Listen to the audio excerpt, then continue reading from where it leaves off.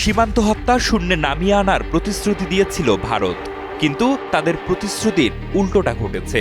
শুধু ২০২৫ সালেই ভারতীয় সীমান্তরক্ষী বাহিনীর হাতে গুলি ও নির্যাতনের শিকার হয়ে প্রাণ হারিয়েছেন ৩৪ বাংলাদেশি, যা গত ৫ বছরের মধ্যে সর্বোচ্চ।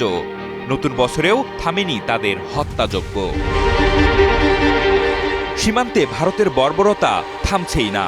নতুন বছর আসতেই সীমান্ত হত্যার হিসেবের খাতা খুলে ফেলল তারা, আর সেই খাতায় নাম লেখা হলো রবিউল ইসলামের।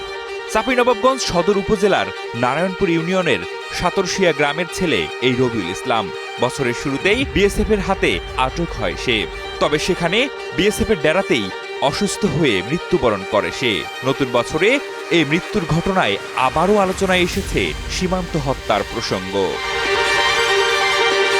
বছরের শুরুতে সীমান্তে বাংলাদেশিদের উপর ভারতের বর্বরতার এক সমীক্ষা তুলে ধরেছে মানবাধিকার সংস্থা আইন ও সালিশ কেন্দ্র বা আসক। তাদের প্রতিবেদনে বলা হয়েছে ২০২৫ সালে বিএসএফের হাতে ৩৪ জন বাংলাদেশি নিহত হন। এর মধ্যে ২৪ জন গুলিতে এবং ১০ জন নির্যাতনের ফলে মারা যান। আগের বছরগুলোতে নিহতের সংখ্যা ছিল ২০২৪ সালে ৩০ জন, ২০২৩ সালে ৩১ জন, ২০২২ সালে ২৩ জন এবং ২০২১ সালে ১৮ জন। শুধু তাই নয়, আসকের তথ্য অনুযায়ী একই বছরে আরও অন্তত ৩৮ জন বাংলাদেশি গুলিবিদ্ধ বা নির্যাতনের শিকার হন এবং ১৪ জনকে বিএসএফ অপহরণ করে, যাদের মধ্যে মাত্র ৪ জনকে ফেরত পাঠানো হয়েছে। এছাড়া ২০২৫ সালে সিলেট সীমান্ত এলাকায় ভারতের নাগরিকদের, বিশেষ করে খাসি জনগোষ্ঠীর সদস্যদের হাতে অন্তত ১২ জন বাংলাদেশি নিহত হয়েছেন বলে নিউ এজ জানিয়েছে।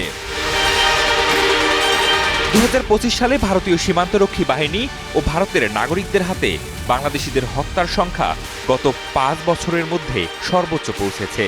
যদিও সীমান্ত হত্যা শূন্যে নামিয়ে আনার প্রতিশ্রুতি দিয়েছিল ভারত, তবে বারবার সেই প্রতিশ্রুতি ভেঙে তারা নিজেদের প্রতিশ্রুতি ভঙ্গকারী হিসেবে পরিচয় করিয়ে দিয়েছে।